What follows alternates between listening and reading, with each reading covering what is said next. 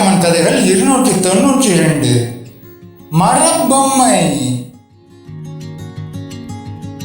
விஜயநகர பேரரசில் ஒரு முறை தச்சன் ஒருவன் மிக நேர்த்தியான மரத்தாலான பொம்மை ஒன்றை செதுக்கி அரசவைக்கு கொண்டு வந்தான். அந்த பொம்மை பார்ப்பதற்கு அச்சு அசலாக ஒரு உயிருள்ள மனிதனைப் போலவே இருந்தது. அதை பார்த்த கிருஷ்ணதேவராயர் வியந்து போய், என்ன நுணுக்கம்!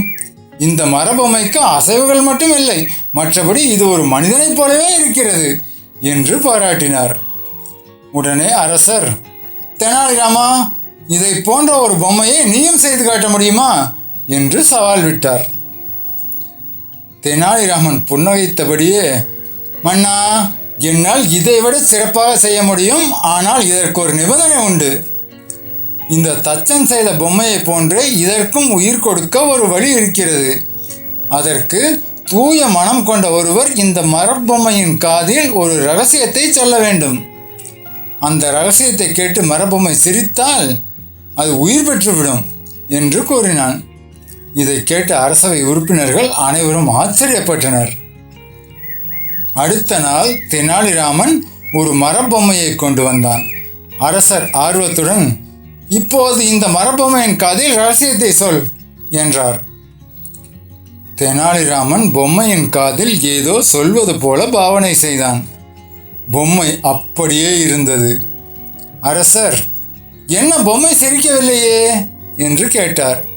அதற்கு தெனாலிராமன், மன்னிக்க வேண்டும் மன்னா, இந்த மரப்பொம்மைக்கு ரகசியம் புரிந்திருக்கிறது. அது நகைச்சுவை உணர்வுள்ள மனிதர்களிடம் மட்டுமே பேசும். தச்சன் செய்த பொம்மை வெறும் மரம், அதற்கு ரகசியம் புரியவில்லை. ஆனால் நான் செய்த இந்த பொம்மைக்கு உயிர் வர வேண்டுமென்றால் இங்கிருக்கும் அனைவரும் அந்த ரகசியத்தை அறிய தகுதியுள்ளவர்களா என்பதை அதுவே முடிவு செய்யும் என்றான். உண்மையில் தெனாலிராமன் அங்கு எந்த ரகசியத்தையும் சொல்லவில்லை.